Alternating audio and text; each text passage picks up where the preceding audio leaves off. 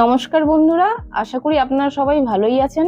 টুটু রান্নাঘরে আপনাদের সবাইকে স্বাগত। আমাদের আজকের রেসিপি ইলিশ ভাপা। বর্ষা মানেই তো ইলিশ, আর ইলিশ মানেই সর্ষে ইলিশ অথবা ইলিশ ভাপা। এই দুটো পদের নাম শুনলেই আমাদের জিভে জল আসে। আজকে আমরা দেখাবো কোনো রকম ঝুট ঝামেলা ছাড়াই কম সময়ের মধ্যে ঘরোয়াভাবে আপনারা বানিয়ে ফেলতে পারবেন ইলিশ মাছের ভাপা। চলুন তাহলে শুরু করা যাক। ইলিশ ভাপার জন্য নিয়ে নিয়েছি বড় সাইজের 6 পিস ইলিশ, লবণ, কাঁচা লঙ্কার বাটা, হলুদ গুঁড়ো, কাশ্মীরি লঙ্কা গুঁড়ো, ফাটানো টক দই, নারকেল কোড়ার বাটা, পেঁয়াজ কুচি এবং একটি মশলার পেস্ট বানিয়ে নিয়েছি। এতে আছে 2 চামচ পোস্ত, কয়েকটা কাজু, 2 চামচ সাদা সর্ষে এবং 2 চামচ কালো সর্ষে। ছোট্ট একটা টিপস, শুধু কালো সর্ষে বাটলে অনেক সময় সর্ষেটা তেতো লাগে, তাই আমরা সামান্য লবণ দিয়ে কালো সর্ষে এবং বাকি জিনিসগুলো বেটে নিয়েছি। সবার প্রথমে আমরা মাছটা ম্যারিনেট করে নেব। এর জন্য দিয়ে দিচ্ছি বাটা মশলাটা। এতে আমরা পোস্তর ব্যবহার করেছি। এতে যে শুধু স্বাদ ভালো হয় তাই নয়, একটা খুব সুন্দর গ্রেভি ভাব আসে। এরপর দিয়ে দিচ্ছি সামান্য একটু নারকেল কোড়ার বাটা, ফাটানো টক দই, কাশ্মীরি লঙ্কার গুঁড়ো। কাশ্মীরি লঙ্কার গুঁড়োটা অপশনাল, আপনারা চাইলে দিতেও পারেন অথবা না দিতেও পারেন। কাঁচা লঙ্কার বাটা, আমরা এখানে 4টা কাঁচা লঙ্কা নিয়েছি, আপনারা আপনাদের স্বাদ মতো পরিমাণটা কমিয়ে এবং বাড়িয়ে নিতে পারেন। দিয়ে দিচ্ছি হলুদ গুঁড়ো, পরিমাণ মতো লবণ আর সামান্য পেঁয়াজ কুচি। এবার এতে দিয়ে দিচ্ছি সরষের তেল। সরষের তেলের ঝাঁঝের জন্য রান্নার স্বাদটা আরো বেশি ভালো লাগে। এবার সবগুলোকে ভালো করে মাখিয়ে নেব।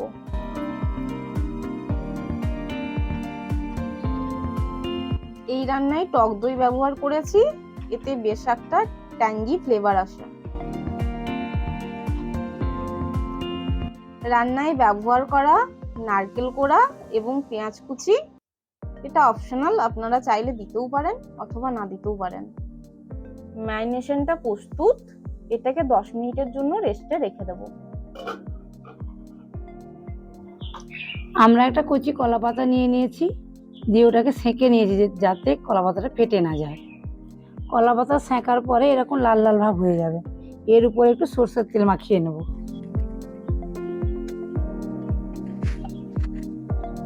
ভালো করে চারিদিকে সরষের তেলটা মাখিয়ে নেব।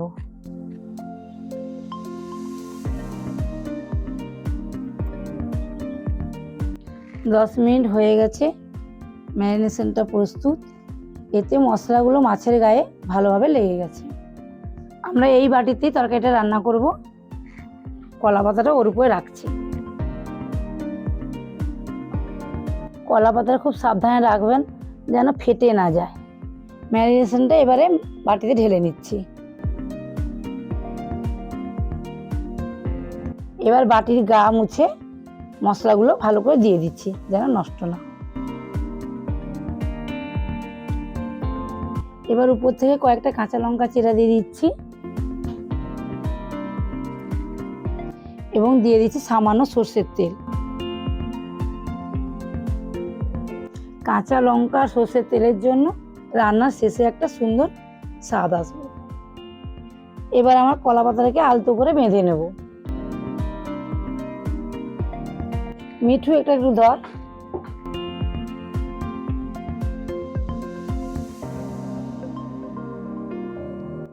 কড়াইতে জল গরম করে নিয়েছি এবং এরকম একটা স্ট্যান্ড বসিয়ে দিয়েছি। এবার আমরা এতে এই মাছটা রেখে দেব।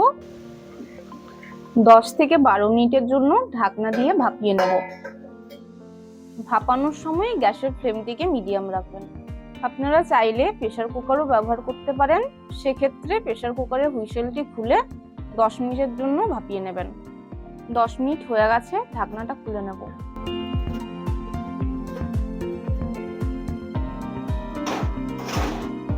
এবার বাটিটা সাবধানে আমরা তুলে নেব।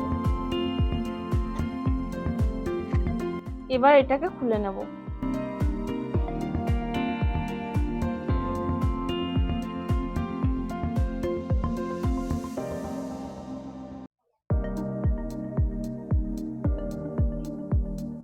ওয়াও, রান্নার থেকে খুব সুন্দর একটা গন্ধ বেরোচ্ছে। মাছগুলো খুব সুন্দরভাবে সেদ্ধ হয়ে গেছে এবং তেলটা উপরে ভেসে উঠেছে।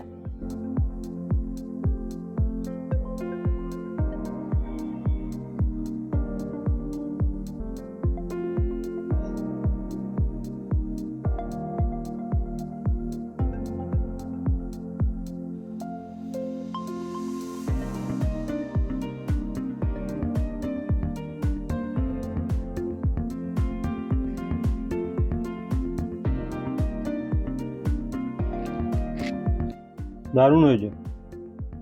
তাহলে দেখলেন তো কত সহজেই ঘরোয়াভাবে তৈরি হয়ে গেল ইলিশ ভাপা। বর্ষার দিনে ইলিশ ভাপার থেকে প্রিয় আর কিছু হতেই পারে না।